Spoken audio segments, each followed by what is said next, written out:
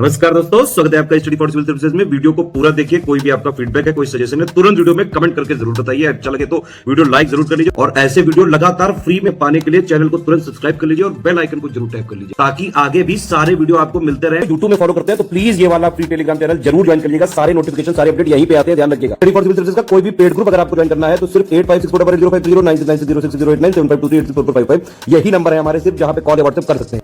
Instagram पे हमारा page जरूर फॉलो कर लीजिएगा, स्टडी फॉर सिविल .सर्विसेज है। ट्विटर पे हमको जरूर फॉलो कर लीजिएगा, @स्टडी फॉर सिविल्स है। दोस्तों, समीक्षा अधिकारी के प्रीलिम्स एग्जामिनेशन के लिए डे वाइज सीरीज हमारी चल रही थी और ये डे 14 का वीडियो है जैसे कि आप देख रहे हैं। शुरू करते हैं हिस्ट्री से और एंशिएंट इंडियन हिस्ट्री से ये स्टार्ट होता है। पिछले लेक्चर अगर आपने कवर नहीं किए हैं तो उसे पहले जाकर देखिएगा, वहाँ से आपकी कॉन्सेप्ट बिल्डिंग होगी और उसके बाद आप यहाँ जब देखना शुरू करेंगे तो आपको बेहतर समझ में आएगा। अब यहाँ हम देख रहे थे उपनिषदों को। पिछले वाले लेक्चर में जो भी पीछे हिस्ट्री का लेक्चर रहा होगा उसमें हमने ऋग्वेद के उपनिषदों को देखा था। यहाँ हम देख रहे हैं यजुर्वेद के उपनिषदों को और यजुर्वेद में आप जानते ही हैं कि वैदिक रिचुअल्स है, कर्म कांड ज़्यादा है और इसके 2 पार्ट है, प्रोज पोइट्री, दोनों के फॉर्मेट में इसको लिखा गया है। अब इसका जो पहला उपनिषद है वो है बृहदारण्यक उपनिषद, जिसे कि हम वाजस्नेही या फिर ब्रह्मोपनिषद भी कहते हैं। इसके कई सारे नाम हैं और मज़े की बात और है कि इसको आरण्यक और उपनिषद दोनों कहा जाता है। ये पूरी तरह से न तो आरण्यक है और न पूरी तरह से उपनिषद है, दोनों के बीच का है। इसका कुछ पार्ट जो है वो गुरुकुल में बैठ कर लिखा गया है, गुरु से सलाह लेकर, और कुछ पार्ट जो है वो घनघोर जंगल में जाकर लिखा गया है, इसीलिए इसको दोनों ही कैटेगरी में डाला गया है। और इसके जो स्पोक्स पर्सन थे उनका नाम था याज्ञवल्क्य। याज्ञवल्क्य वो ऋषि थे जो कि लगातार मंत्र आहुतियों का वाचन करते रहते थे, मतलब लगातार कुछ न कुछ मंत्र पढ़ते रहते थे, भुनभुनाते रहते थे, और इसी वजह से उनको याज्ञवल्क्य का नाम दिया गया। याज्ञवल्क्य जो शब्द है ये संस्कृत का है, इसका मतलब है यज्ञ के मंत्रों का निरंतर वाचन करने वाला, सोते जागते। और इसी में वो फेमस डायलॉग भी है याज्ञवल्क्य और गार्गी के बीच में जो हुआ था, और याज्ञवल्क्य और उनकी बीवी मैत्रेयी के बीच में जो डायलॉग हुआ था, मतलब वार्तालाप हुआ था, डायलॉग कम डिबेट हुआ था, तो वो भी इसी में मेंशन है। और याज्ञवल्क्य और गार्गी के बीच में जो डायलॉग और डिबेट हुआ था वो तो बहुत इंटरेस्टिंग है। उसमें याज्ञवल्क्य गार्गी को पहले तो चैलेंज करते हैं कि मुझे हरा कर दिखाओ, और गार्गी 1 नंबर की स्कॉलर रहती हैं, तो वो क्या करती हैं, वो डिबेट शुरू कर देती हैं और भारी पड़ने लगती हैं, मतलब उनके जो तर्क होते हैं, उनका जो पक्ष होता है वो मजबूत हो जाता है। याज्ञवल्क्य को ऐसा लगता है कि अब तो बड़ी किरकिरी होगी, हम तो बड़े विद्वान हैं और यहाँ अगर एक लड़की से हार जाते हैं तो बड़ी बेइज्जती होगी। तो वो पैट्रियार्की का भूत उनके सिर पर चढ़ जाता है और वो धमकी दे डालते हैं। धमकी भी इसमें दिखाई देती है कि अगर अब तुम चुप नहीं रही तो तुम्हारा सिर फोड़ देंगे। ये जो डायलॉग है, धमकी है, वो इसमें दिखाई देती है। इसके बाद आता है तैत्तिरीय उपनिषद। तो देखिए, तैत्तिरीय उपनिषद में कई सारे पार्ट हैं, लेकिन इसके मेजर जो पार्ट हैं वो दिखाए गए हैं। 3 पार्ट दिखाए गए हैं, एक तो शिक्षावल्ली है, दूसरा ब्रह्मानंदवल्ली है और तीसरा भृगुवल्ली है। और in this the ideal practices and conduct of Guru and डिस्पाइल are prescribed. इसमें जो गुरु और शिष्य के बीच में आदर्श विचारधारा है, मतलब आदर्श व्यवहार की रूपरेखा है, उसको खींचा गया है। ये बताया गया है कि गुरु का बर्ताव कैसा होना चाहिए, शिष्य का बर्ताव कैसा होना चाहिए। इन उपनिषद, मतलब in this Upanishad always tell the truth, इसमें यही बताया गया है कि हमेशा सच बोलो। और फूड इज ब्रह्म, मतलब अनाज जो है वो ब्रह्म है, भगवान है, और इसीलिए इसे एक मेडिसिन की तरह से माना गया है। ये औषधि भी है और यही कारण है कि grow more and more carols, मतलब आप ज़्यादा से ज़्यादा अनाज उपजाइए ताकि वो औषधि भी उपलब्ध करा सके, और ब्रह्म का अवतार तो वो होता ही है। तो निश्चित बात है, अगर पेट भरा रहेगा तभी सारी दुनिया है, मतलब सब कुछ संभव है। अतिथि देवो भव, मातृदेवो भव, ये सब जो डायलॉग हैं वो भी यहीं से, मतलब जो तैत्तिरीय उपनिषद है वहीं से दिखाई देते हैं। वरुण और भृगु के बीच में जो संवाद हुआ था वो भी यहीं से दिखाई देता है। इसके बाद नंबर आता है कठोपनिषद का। तो कठोपनिषद में यम और नचिकेता के बीच का डायलॉग है। नचिकेता के जो पिता थे वो गौदान कर रहे थे, बड़े महात्मा थे और बहुत बड़ा गोष्ठ गुरुकुल उनके पास था। तो गौशाला में बहुत सारी गायें थीं और एक अवसर पे वो गायों का दान कर रहे थे। तो देखता है, मतलब जो नचिकेता है वो देखते हैं, बच्चे रहते हैं छोटे, देखते हैं कि उनके पिता जो है वो निरंतर ढेर सारी गायें जो हैं वो दान करते जा रहे हैं। तो पूछते हैं कि आप ये क्यों दे रहे हैं? तो पिता कहते हैं कि ये सारी मेरी वस्तुएं हैं और अपना पुण्य कमाने के लिए मैं इनको दान दे रहा हूँ। तो नचिकेता कहते हैं कि मैं भी तो आप ही की चीज़ हूँ, तो आप हमको किसको देंगे? तो इनके पिता क्रुद्ध हो जाते हैं, व्यस्त रहते ही हैं और उन्हें गुस्सा आ जाता है। तो कहते हैं मैं तुम्हें यमराज को दूंगा। और उसके बाद नचिकेता के मन में वो बात बैठ जाती है कि मैं तो यमराज को दान दे दिया गया हूँ, तो यमराज हैं कहाँ, उनको ढूंढें। जब नहीं मिलते हैं तो उनकी तपस्या करते हैं, उन्हें बुलाते हैं कि भाई मुझे ले चलिए। और यमराज कहते हैं कि तुम्हारी मृत्यु अभी नहीं आई है, तुम्हारा तो पूरा जीवन पड़ा है, तुम्हें कैसे ले जा सकते हैं। अब नचिकेता पीछे पड़ जाते हैं तो यमराज उनको बताते हैं कि आत्मा और परमात्मा के बीच का रहस्य क्या होता है, और वही जो वार्तालाप है वो यम नचिकेता का संवाद यानी कठोपनिषद कहा जाता है। इसके बाद श्वेताश्वर उपनिषद आता है, जिसमें कि रुद्र को देवता बताया गया है और पूरी संसार को माया का स्वरूप बताया गया है। और मोक्ष और जो नवधा भक्ति की परिकल्पना है, नवधा भक्ति एक श्रेष्ठ भक्ति होती है जिसमें मनसा वाचा कर्मणा भक्ति की जाती है, न सिर्फ मन से, न सिर्फ वाणी से, न सिर्फ कर्म से, बल्कि तीनों की वजह से, तीनों को मिलाकर जब हम भक्ति की ओर मुड़ते हैं तो सही में कल्याण होता है, और ये सत्य है। तो वो नवधा भक्ति का जो पूरा डिस्कशन है वो इसमें दिया हुआ है। साथ में प्रोपिगेशन ऑफ भक्ति स्पेशलिटी ऑफ दिस उपनिषद, मतलब ये वाला जो उपनिषद है श्वेताश्वर, इससे भक्ति की महिमा को प्रचारित किया गया है। मैत्रेयी उपनिषद, जिसे कि मैत्रेयी उपनिषद भी कहा जाता है, इसमें कुछ और बातों को दिया गया है। मतलब इसमें भी आप देखेंगे कि पैट्रियार्की और जो पोस्ट वैदिक इरा है उसकी कुछ बुराइयां दिखाई देती हैं, जैसे कि स्त्रियों को जुए और शराब के बराबर बताया गया है, मतलब उतना मादक और बुरा कहा गया है। और त्रिमूर्ति का जिक्र भी इसमें मिलता है, निराशावाद के तत्व दिखाई देते हैं, और हठ योग का ब्यौरा यहाँ से मिलता है, मतलब 6 अंगों का जो योग के 6 अंग हैं वो दिखाई देते हैं, और साथ में हठ योग भी दिखाई देता है। चक्रवर्ती राजाओं की संख्या इसमें बताई गई कि भाई भारतवर्ष में उस समय 15 चक्रवर्ती राजा हुआ करते थे।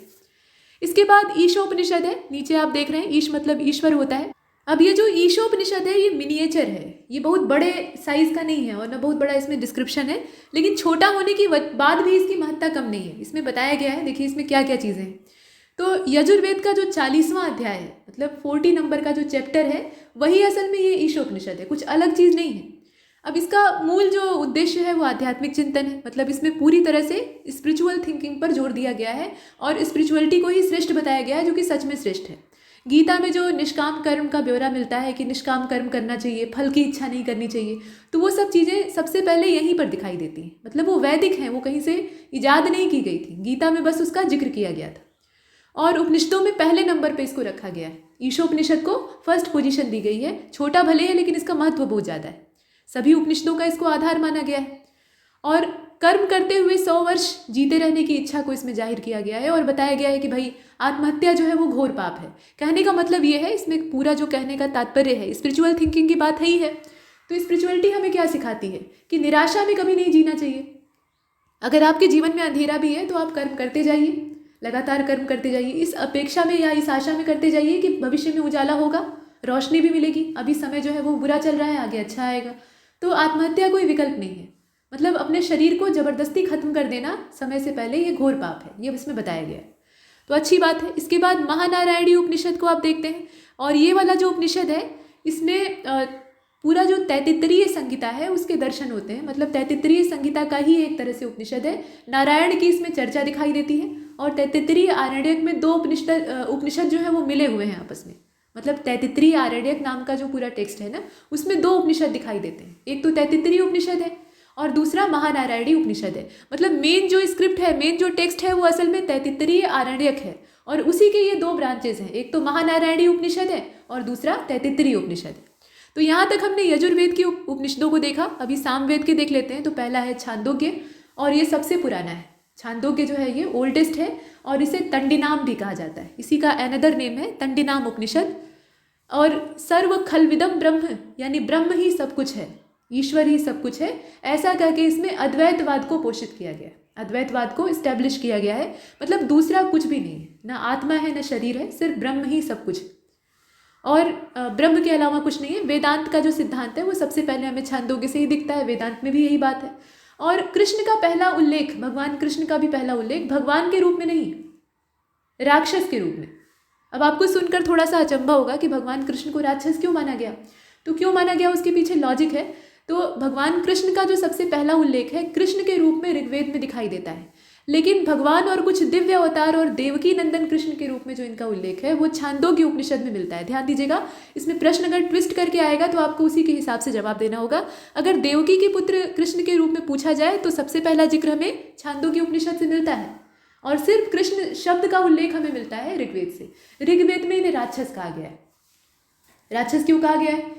क्योंकि उस समय सबसे बड़े और महान देवता थे इंद्र, जो कि देवताओं के राजा थे, पूरी सृष्टि के पोषक माने जाते थे। और भगवान कृष्ण की कहानी आपने सुनी होगी कि मथुरा क्षेत्र में, मतलब पूरा जो गोकुल रीजन था, वहाँ पे ये लोगों को कहते हैं कि भाई आप गोवर्धन पर्वत की पूजा क्यों नहीं करते, इंद्र कौन सा आपको आकर खाना खर्चा दे रहे हैं, आपका पोषण तो गोवर्धन कर रहा है, तो गोवर्धन की पूजा करिए, इंद्र को चढ़ावा चढ़ाना बंद करिए। इससे इंद्र नाराज होकर खूब बारिश करते हैं, फिर भगवान कृष्ण जो है वो गोवर्धन धारण कर लेते हैं। तो वो कहानियाँ हम तो सुनते हैं और बड़े चाव से सुनते हैं, लेकिन वेद में कहा गया है कि भाई इंद्र की पूजा इन्होंने बंद करा दी। तो इंद्र भगवान थे और भगवान की पूजा बंद कराना मतलब राक्षस का काम, तो ये निश्चित तौर पे राक्षस थे, मतलब वेद में ऐसा कहा गया है। तो आगे इतना आप देखते हैं और उसके आगे आप ये देख रहे हैं कि छांदोग्य में जो इनका ब्यौरा है उसमें इन्हें देवकी नंदन कृष्ण कहा गया है, मतलब इनका पूरा जो फैमिली बैकग्राउंड है उसको बताया गया है। साथ में ये भी कहा गया है कि ये देवकी के पुत्र थे और डिस्पाइल थे किसके, घोर अंगिरस के। हालांकि इनके जो शुरुआती गुरु थे उनका नाम संदीपनी था, बाद में ये अन्य गुरुओं के पास भी जाते हैं, लेकिन संदीपनी से इन्होंने शुरुआती अपनी शिक्षा ली थी। It is the oldest Upanishad which mention marriage song. इसमें विवाह के गीत भी हैं, जो मंगल गीत होते हैं ना, मंगल गाया जाता है, तो वो भी इसमें दिखाई देता है छांदोग्य उपनिषद में। वैसे भी ये सामवेद का उपनिषद है तो भाई गीत संगीत तो होना ही। और बृहदारण्यक और छांदोग्य ये दोनों शुरुआती माने जाते हैं। छांदोग्य को आप देख रहे हैं, बृहदारण्यक को आप देखेंगे, अहिंसा का भी जिक्र इसमें दिखाई देता है। हालांकि वैदिक जो अहिंसा का ब्यौरा है ना, हम वेद में पढ़कर खुश हो जाते हैं कि भाई अहिंसा परमो धर्म, लेकिन उसके बाद का जो स्लोगन है उसको भूल जाते हैं कि धर्मम हिंसा तदैव च, मतलब धर्म की रक्षा के लिए जो हिंसा है, मतलब धर्म की रक्षा के लिए अगर हिंसा करनी पड़े तो वो भी जायज़ है। अहिंसा जो है वो सर्वोच्च धर्म है, लेकिन अगर कभी धर्म की रक्षा के लिए आपको हथियार उठाना पड़े तो वो भी धर्मोचित है, मतलब न्यायोचित है। तो कुल मिलाकर ये सब वैदिक सीखें हैं जो कि हमें दिख रही हैं, उपनिषदों में दिख रही हैं, वेदों में दिख रही हैं। इसके साथ साथ ओम का महत्व इसमें दिखाई देता है, मधु विद्या का ब्यौरा है, सूर्य को सबसे ऊपर माना गया है, वेदों का मधु कहा गया है, ऐसे कुछ इसमें जो सूत्र हैं वो दिखाई देते हैं। अच्छा, इसके बाद आप देख रहे हैं केनोपनिषद को, इसमें क्वेश्चन एंड आंसर, मतलब ये पूरा वाइबा वॉइस की तरह से है, जैसे एग्जामिनर पूछ रहा है और जो स्टूडेंट है वो आंसर दे रहा है, तो उसी तरीके का इसमें प्रश्न उत्तर का है। गुरु और शिष्य जो है वो आपस में संवाद कर रहे हैं, मतलब शिष्य जो है वो क्वेश्चन कर रहे हैं और गुरु जो है उसे समाधान दे रहे हैं। उमा हेमवती आख्यान और इंद्र उमा संवाद भी इसमें मिलता है और इसी में ब्यौरा दिखाई देता है कि आत्मा विदंते वीर्य, मतलब आत्मज्ञान का सामर्थ्य अपने ऊपर निर्भर होने से ही प्राप्त होता है। आप अपने आप को तभी जानेंगे जब आप अपने ऊपर डिपेंड रहेंगे। ब्रह्मोपनिषद और यक्ष तथा ब्रह्म के रूप में जो ब्यौरा है वो इसी में दिखाई देता है, मतलब यक्ष और ब्रह्म का जो डिस्ट्रीब्यूशन है, डिवीज़न है, वो यहाँ से हम देखते हैं। अब इसके बाद उपनिषदों को छोड़कर हम जरा पुराणों की ओर चलते हैं। तो पुराणों में कुल 18 महापुराण हैं, जिसमें कि सबसे पुराना मत्स्य पुराण है, उसके बाद कई सारे हैं, मार्कंडेय पुराण है, भविष्य पुराण है, भागवत पुराण है, ब्रह्मांड पुराण है, और भी हैं, ब्रह्म पुराण है, वामन पुराण है, वराह पुराण है, विष्णु पुराण है, अग्नि पुराण, नारद पुराण, लिंग पुराण, गरुड़ पुराण, जो कि मृत्यु होने के बाद शोक शांति के लिए किया जाता है, स्कंद पुराण है, पद्म पुराण है, कूर्म पुराण है, ब्रह्म वैवर्त पुराण है, जिसमें कि सिर्फ और सिर्फ कर्मकांड है, और वायु पुराण है। वेदांग भी हैं, वेदांगों की भी चर्चा यहाँ करेंगे। तो टोटल ये कितने हैं? 6 हैं। इसमें पहले तो शिक्षा है, जिसे कि फोनिक्स कह सकते हैं आप। इसके अलावा कल्प है, जिसमें कि रिचुअल्स हैं, और व्याकरण है, मतलब ग्रामर, निरुक्त है, जिसमें कि एक्सप्लेनेशन दी हुई है, छंद है, जिसे कि वैदिक मीटर कहा जाता है, और ज्योतिष है, एस्ट्रोलॉजी। ज्योतिष जो है वो भी क्या है? एक वेदांग ही है, मतलब वेद का अंग है। और ऋग्वेद, यजुर्वेद और सामवेद को वेद त्रयी कहा जाता है, मतलब ये तिकड़ी है। और वेदों के 4 भाग होते हैं, एक तो संगीता होता है, फिर ब्राह्मण ग्रंथ होते हैं, आरण्यक होता है, और उपनिषद होते हैं। इस तरीके से वेदों को बांटकर देखा गया है। अब इसके बाद कुछ विवाहों की चर्चा है। तो ये जो मैरिज है ये 8 प्रकार के टोटल हैं। गृह सूत्र में इनका ब्यौरा मिलता है, और गृह सूत्र से ही हमें 16 प्रकार के संस्कार भी दिखाई देते हैं। तो पहला है ब्रह्म विवाह। और ब्रह्म विवाह में होता ये था कि जो पिता होता था वो लड़की पक्ष, मतलब जो लड़की का पिता होता था, वो लड़के को घर बुलाता था और अपनी लड़की को उसको सौंप देता था। सबसे अच्छा विवाह ये माना जाता था, और ये समान वर्णों में होता था। दूसरा होता था दैव विवाह। इसमें जो यज्ञ कराने वाला पुरोहित होता था उसी को अपनी लड़की सौंप दी जाती थी। इस तरीके से होता था। इसके बाद आर्ष विवाह होता था, आर्ष विवाह जिसको कहा जाता है। इसमें कन्या का पिता जो होता था ये वर पक्ष उसको एक जोड़ी बैल देता था, मतलब लड़के वाला जो पक्ष था वो लड़की वालों को एक जोड़ी बैल देता था और बदले में लड़की लेता था। एक तरह से क्रय विक्रय होता था। प्रजापत्य विवाह को आप देख रहे हैं। तो प्रजापत्य विवाह जो है ये असल में इसमें क्या होता था, पिता पक्ष जो है, मतलब पिता जो है वर पक्ष से कर्तव्य निर्वहन का वचन लेता था और बिना किसी लेन देन के विवाह संपन्न हो जाता था। मतलब लड़की का विवाह वो एक लड़का खोज कर उससे कर देता था और उससे वचन लेता था कि भाई तुम अपने कर्तव्यों का पालन करोगे, मतलब बेटी का भरण पोषण करोगे। इसके बाद नंबर आता है गंधर्व विवाह का। तो गंधर्व विवाह आजकल जो प्रेम विवाह हो रहा है कुछ वैसा ही, लव मैरिज। हालांकि आज की तरह से वो सब कुत्सित नहीं हो गया था, पहले अच्छी कैटेगरी माना जाता था। इसके बाद असुर विवाह होता था, जिसमें कि कन्या खरीद कर विवाह किया जाता था। और राक्षस विवाह में क्या होता था, तो इसमें किडनैप करके किया जाता था। जो राक्षस विवाह होता था अपहरण करके, और पहले के समय में जो क्षत्रिय राजा होते थे जो कि पुरुषार्थी होते थे, वो भी इस तरह का काम करते थे। जैसे भीष्म पितामह काशीराज की 3 पुत्रियों को अपहरण करके उठा ले जाते हैं। अपहरण मतलब खुलेआम उठा कर ले जाते हैं और कहते हैं कि भाई हिम्मत है तो रोक लो, और उसके बाद अपने भाइयों चित्रांगद और विचित्रवीर्य से उनका विवाह करवा देते हैं। बच जाती हैं अम्बा, और अम्बा जो है वो भीष्म से कहती हैं कि विवाह कर लीजिए, तो वो ब्रह्मचारी होने का अपना वहाँ हवाला देते हैं, और उसके बाद फिर श्राप दे देती हैं उन्हें। बाद में शिखंडी बनकर पैदा होती हैं, उनकी मृत्यु का कारण बनती हैं। तो वो कहानी आप देखते हैं ना, तो मतलब वो परंपरा उस समय की थी। ऐसे ही गांधारी का भी विवाह होता है। चढ़कर कुरुसेना जो है वो गांधार जाती है और वहाँ तक्षशिला में बैठ जाती है कि भाई राज्य तबाह कर देंगे, नहीं तो लड़की सौंपो। और उसके बाद अंधे धृतराष्ट्र के साथ सुंदर गांधारी का विवाह हो जाता है। शकुनी इसी वजह से तो दुश्मन बन जाते हैं कि मेरे राज्य का अपमान किया गया, मेरी बहन का विवाह एक अंधे से हो गया, अब मैं कुरुवंश का नाश कर दूंगा। तो ये सारी कहानियाँ जो हैं वो ऐसे नहीं गढ़ी गई हैं, उसके पीछे उस समय की परंपराएं वजह बनी थी। इसके बाद आप देख रहे हैं कि नीचे है ये पैशाच विवाह। इसमें क्या होता था कि विवाह जो है वो ऐसे नहीं होता था। पहले जो विवाह के बाद वाली चीज़ें होती हैं उसको कर लिया जाता था। मतलब जो रिलेशनशिप होती है उसको पहले ही कायम कर लिया जाता था, वो भी ज़बरदस्ती, मतलब उसे रेप कहा जा सकता है, ठीक। और बलपूर्वक इस तरह का जो बलात्कार है उसको करने के बाद तब जाकर विवाह के लिए विवश किया जाता था। इसके बाद आगे चलते हैं, मतलब ये पिशाचों वाला ही काम है, आज भी है और पहले भी था। अब यहाँ आप वैदिक पीरियड में जो वर्ड यूज़ किए जाते थे उनकी मीनिंग देख लीजिए, और साथ में एक तरफ कुछ रिवर्स के ऋग्वैदिक नेम दिए हुए हैं, मतलब ऋग्वैदिक एज में उनका नाम क्या था वो दिया हुआ है, उसको देखेंगे। तो सबसे पहले हम वर्ड और मीनिंग उसकी देख लेते हैं। किंग को, यानी जो इंपरर होता था, उसको गोप्ता कहा जाता था। सब कुछ गायों पर आश्रित था तो इसे गोप्ता कहा जाता था। और जो गेस्ट होता था, जिसे कि आप अतिथि कहते हैं, जिसके आने की तिथि ही नहीं पता है, उसको गोहंता या गोहन कहा जाता था। अब आप सोच रहे होंगे कि गोहंता माने गाय को मारने वाला। तो ऐसा होता था क्या कि मेहमान आता था तो गाय मारकर उसको खिलाते थे? नहीं। ऋग्वैदिक काल या अभी भी जो हमारी सनातन सभ्यता है, गाय को पवित्र पशु माना जाता है, उसकी हत्या नहीं की जा सकती है। और ऋग्वैदिक काल में तो उसको अगन्या कहा जाता था, मतलब ना मारने योग्य। ये बात नहीं थी।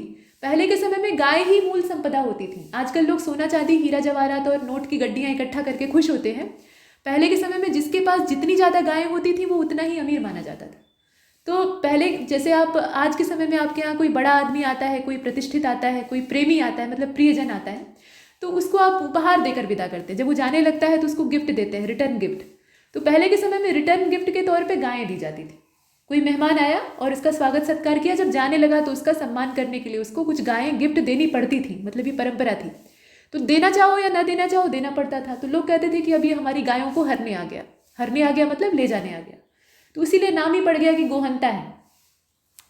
इसके बाद आगे चलते हैं। देखिए, वार जिसे कि गविष्टि कहा जाता था, गेसु कहा जाता था, गम्य कहा जाता था। क्यों कहा जाता था?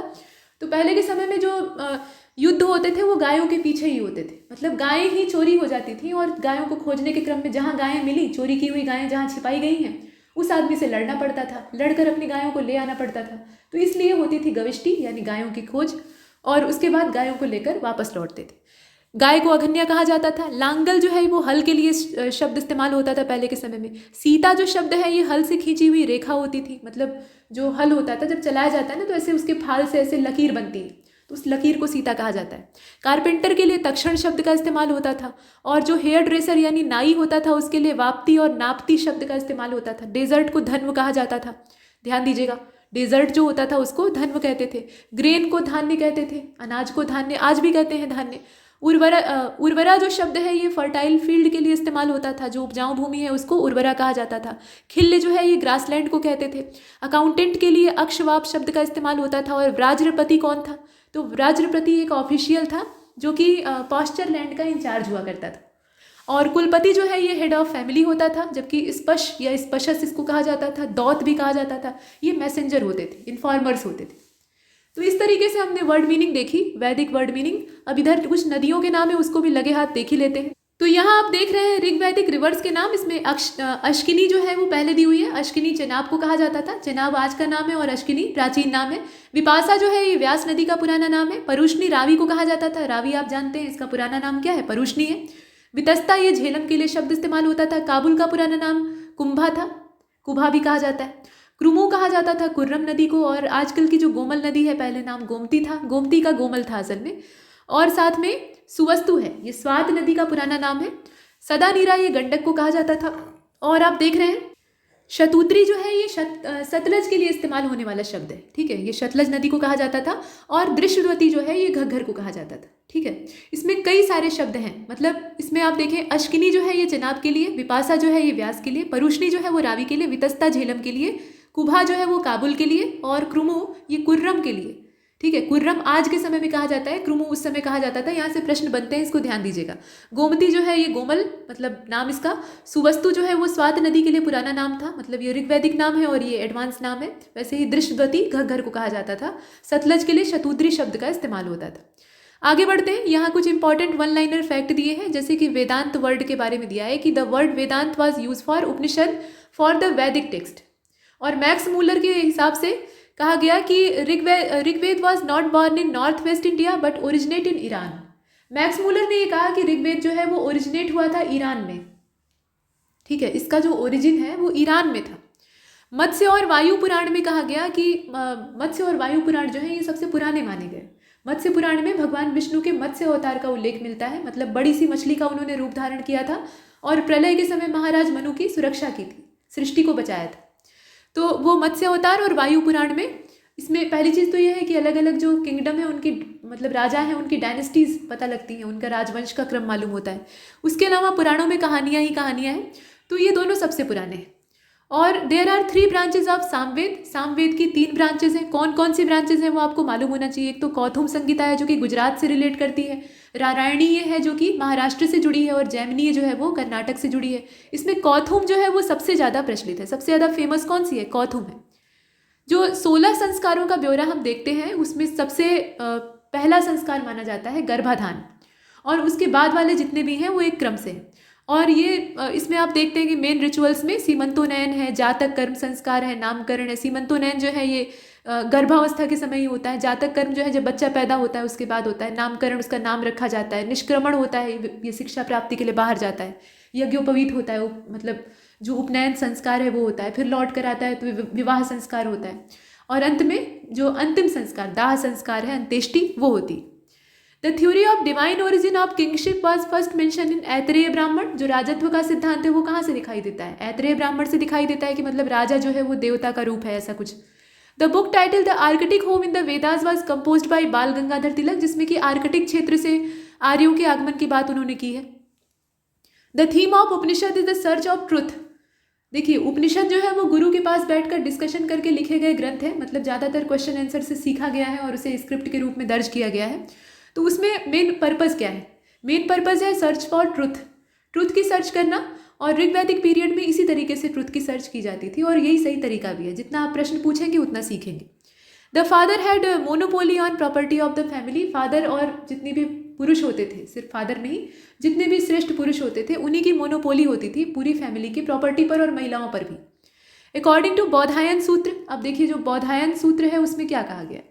बौधायन सूत्र में ये कहा गया है कि राजा अपनी प्रजा की रक्षा करता था और बदले में प्रजा राजा को क्या देती थी, जो उसकी उपज होती थी, जितना भी प्रोडक्शन होता था, ग्रेन प्रोडक्शन ही, उसका 6th पार्ट, 1/6 पार्ट वो राजा को समर्पित करती थी। और भी कई सारे चढ़ावे होते थे। और जो पहले का वैदिक इरा थी, मतलब पोस्ट वैदिक इरा, माफ कीजिए, जो अर्लियर वैदिक पीरियड था, उस समय विदत सबसे पुरानी संस्था थी, मतलब विदत को सबसे प्राचीन माना गया है। और समाज में जितने भी संसाधन हैं, जितने भी रिसोर्सेज हैं, उनके डिस्ट्रीब्यूशन का इससे उल्लेख प्राप्त होता है। जनसभा भी इसको कहा जाता था।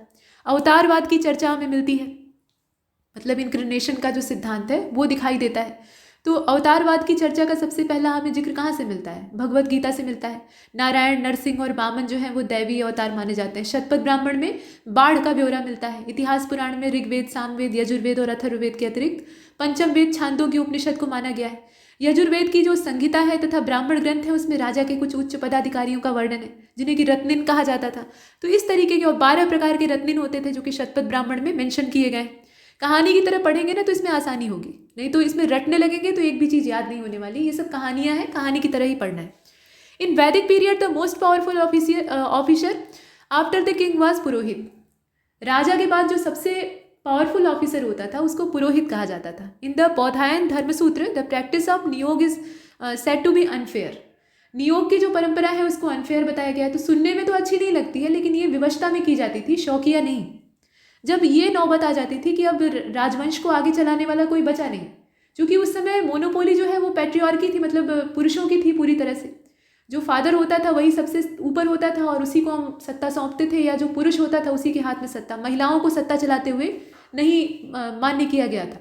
तो इस कंडीशन में अगर कोई पुरुष संतान नहीं पैदा हुई और राजा जो है वो निसंतान रह गया इस मामले में, तो आगे राज्य कौन संभालेगा? तो राज्य को आगे बढ़ाने के लिए उत्तराधिकारी चाहिए होता था, और उत्तराधिकारी जो है वो राजसी रक्त वाला ही होना चाहिए, तो इसलिए नियोग किया जाता था। या उस कंडीशन में भी होता था जब राजा महाराजा जीवित ना हो और सिर्फ रानियां जीवित हों, तो उनसे अगर संतान उत्पत्ति करनी है तो नियोग का सहारा लिया जाता था, जिसे महाभारत में लिया गया। तो ये सारी कहानियाँ आप देखते हैं। The story of Videha Madhava going towards east with his priest Gautama Rahugana is mention in Shatapatha Brahmana. Shatapatha ब्राह्मण में ही वो विदेह माधव और उनके जो पुरोहित थे गौतम रहुगण, उनकी कहानी मिलती है कि वो आग जलाते हुए पूर्व की ओर जाते हैं। अब आग जलाने का मतलब क्या कि वो आग सेक रहे थे? नहीं, वो जंगल साफ करते जा रहे थे, अपना इलाका बना रहे थे, मतलब वो राज्य को विस्तृत कर रहे थे और लोगों को मतलब वहाँ से अपना दबदबा दिखाने की कोशिश कर रहे थे। आग लगाते हुए, जंगलों को जलाते हुए, रास्ता क्लियर करते आगे बढ़ते जा रहे थे। लेकिन कहा जाता है कि जो सदा नीरा यानी गंडक नदी है, वहाँ पर जाकर आग आगे बढ़ ही नहीं पाती है, वहीं बुझ जाती है, तो वहीं तक इनकी टेरिटरी फैल पाती है। According to Rigved, the war of 10 king was fought under leadership of Vishwamitra against Sudas. Vishwamitra was the Nripati of India, who was also known as Kaushik. Vishwarath नाम के राजा थे। बाद में इनका हृदय परिवर्तन होता है, तो ये ब्रह्मर्षि की उपाधि धारण करते हैं और ऋषि बन जाते हैं।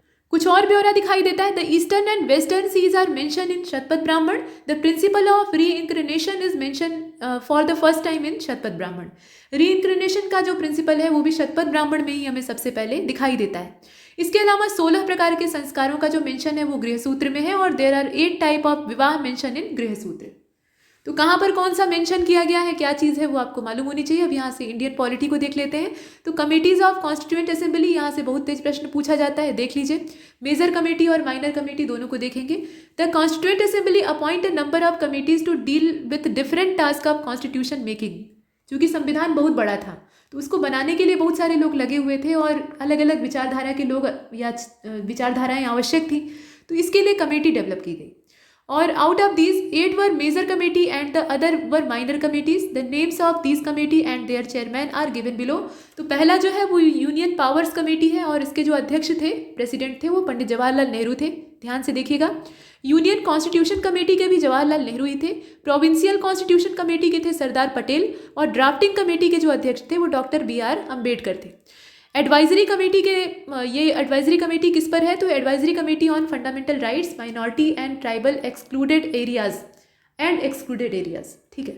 तो इसके जो अध्यक्ष थे वो सरदार पटेल थे। और दिस कमेटी, यहाँ देखें, this committee had the following 5 सब कमेटीज। इसके अंदर भी 5 सब कमेटीज थी। पहली तो फंडामेंटल राइट्स सब कमेटी थी जिसके कि JB कृपलानी उपाध्यक्ष थे, और माइनॉरिटीज सब कमेटी थी जिसके कि HC मुखर्जी सर्वेसर्वा थे। नॉर्थ ईस्ट फ्रंटियर, यहाँ देख रहे हैं आप, north east frontier tribal area and Assam excluded partially excluded area sub committee, ये गोपीनाथ बारदोलोई की जिम्मे थी। ध्यान से देखिएगा।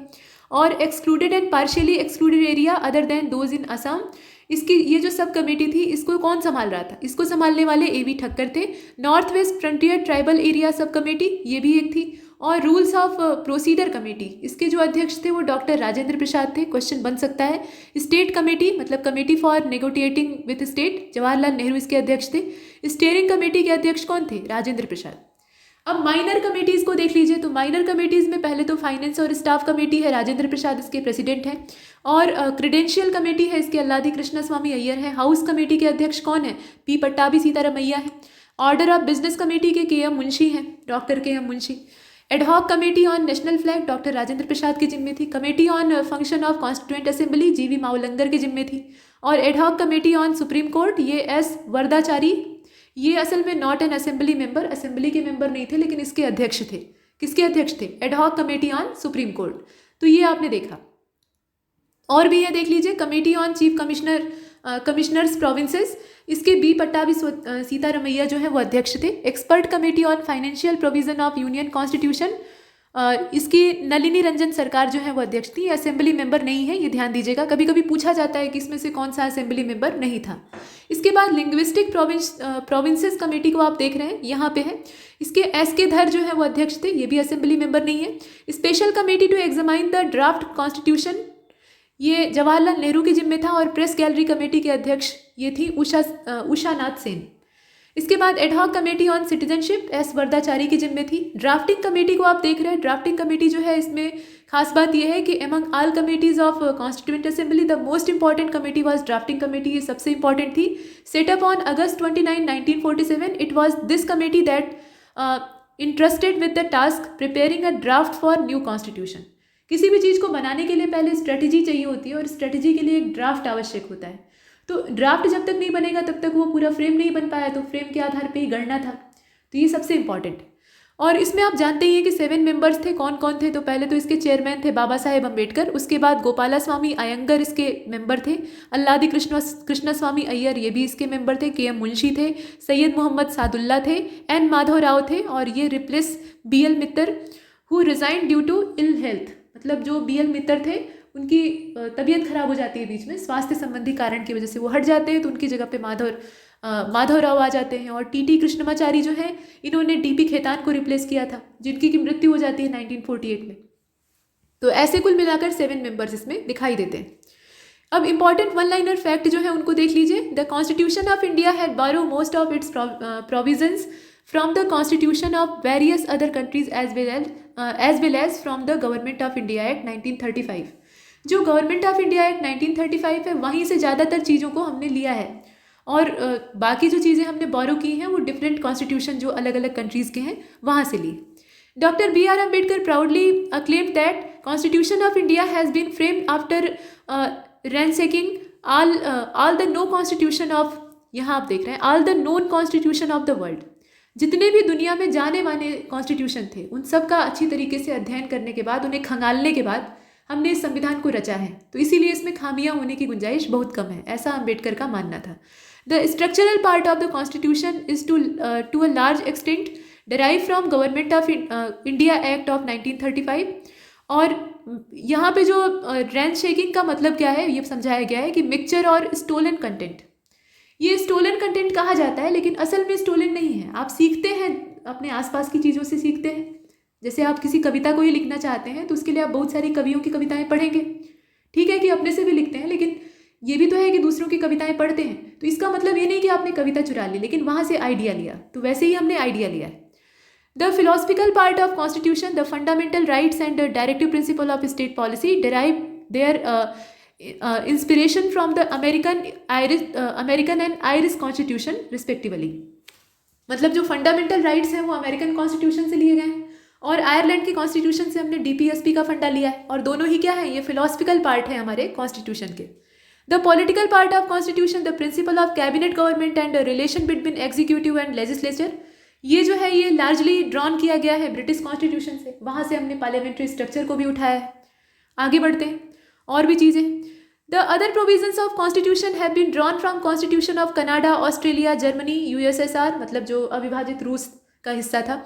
उसके अलावा फ्रांस, साउथ अफ्रीका, जापान, सबसे न जाने हमने क्या क्या लिया हुआ है। The biggest influence on constitution of India and source of material has been the government of India act 1935। देखिए फ्रेम तो वही है, क्योंकि जो ये गवर्नमेंट ऑफ इंडिया एक्ट आता है, मतलब भारत सरकार अधिनियम 1935 वाला, ये बहुत बड़ा रहता है। इसमें खुद ही 250 से ऊपर 250 के आसपास अनुच्छेद रहते हैं, और इसी के फ्रेम को उठाकर भारतीय संविधान में डाल दिया गया। इसीलिए अंग्रेज़ों की ही मशीनरी पर अभी भी काम हो रहा है, भले ही हमने जगह जगह से बोरो किया है। और federal system, judiciary, governor, emergency और public service commission, authority, administrative detail, ये सब हमने कहाँ से लिया है, गवर्नमेंट ऑफ इंडिया एक्ट से ही उठाया हुआ है। More than half of the provision of constitution are identical or to bear a close resemble to the act of 1935। ध्यान दीजिएगा। The laws related to land reform and zamindari abolition have been given constitutional protection by Schedule 9 of Constitution, which was inserted by the first amendment in June 1951। Amendment की गुंजाइश पहले ही बना दी गई थी, और पहला अमेंडमेंट होता है जून 1951 में, तो ये प्रोविज़न उसमें शामिल किया जाता है।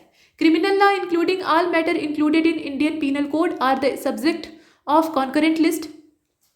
ठीक है, और police is the subject of state list. कौन सा स्टेट लिस्ट में है, कौन सा यूनियन लिस्ट में है, कौन सा कॉन्करेंट में है, ये आपको पता होना चाहिए। तो पुलिस जो है वो स्टेट लिस्ट का विषय है। फॉरेन अफेयर्स, रेडियो, टेलीविज़न, ये सब जो है ये यूनियन लिस्ट के सब्जेक्ट है। और भी कुछ खास बातें हैं यहाँ, स्टॉक एक्सचेंज के बारे में कहा गया है, और पोस्ट ऑफिस, सेविंग बैंक, ये सब जो सब्जेक्ट है ये यूनियन लिस्ट में है। और पब्लिक हेल्थ, ये सब्जेक्ट किसका है, स्टेट लिस्ट का है। फॉरेस्ट जो है वो कॉन्करेंट लिस्ट में है, इसमें दोनों का चलता है, मतलब केंद्र का भी और राज्य का भी। मतलब इनिशियली शुरुआती तौर पे अगर देखें तो ये स्टेट लिस्ट का हिस्सा था फॉरेस्ट, लेकिन बाद में इसे कॉन्करेंट लिस्ट का हिस्सा बना दिया गया, जो 42वां संशोधन होता है ना, अमेंडमेंट होता है 1976 में, उसके द्वारा। और पॉपुलेशन कंट्रोल और family planning is a subject of concurrent list, ये है। और साथ में पब्लिक हेल्थ और सैनिटेशन जो है, इसके अलावा ट्रीजर ट्रेवल, इसके अतिरिक्त है पर पर्सन टैक्स, ये सब स्टेट लिस्ट का सब्जेक्ट है। तत्काल में ये स्टेट लिस्ट में शामिल है। There are 52 subject define and list under list 3rd of the 7th schedule of the constitution of India. जो कॉन्स्टिट्यूशन ऑफ इंडिया का 7th शेड्यूल है उसमें ये जो 52 प्रकार के सब्जेक्ट हैं वो दिखाई देते हैं। Which form the joint domain of both state governments and union territory of India as well as central government of India. और initially education was the subject of state list, ठीक है। लेकिन जब 42वां संशोधन होता है, ये 1976 में जो परिवर्तन हुआ था ना, अमेंडमेंट हुआ था, इससे बहुत बड़े बदलाव आते हैं। तो ये 1976 का जो अमेंडमेंट होता है, इससे एजुकेशन को अब कॉन्करेंट लिस्ट का सब्जेक्ट बना दिया गया है। मतलब सेंट्रल गवर्नमेंट भी इसमें अपना कानून बनाने का हक रखती है।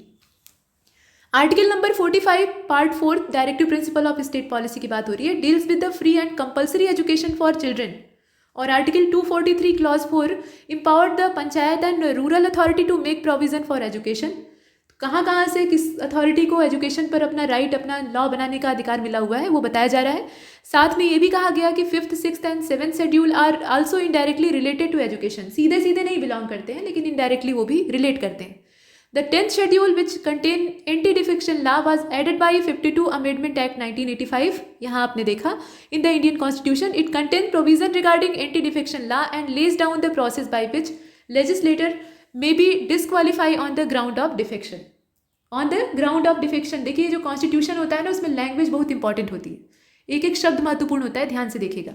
Education, electricity, forest are the subject of concurrent list, while railway police is a subject of state list, ठीक है। रेलवे जो है, ध्यान दीजिएगा इसमें थोड़ा सा शब्दों का हेरफेर, रेलवे जो है वो यूनियन लिस्ट का सब्जेक्ट है और रेलवे पुलिस जो है वो स्टेट लिस्ट का सब्जेक्ट है।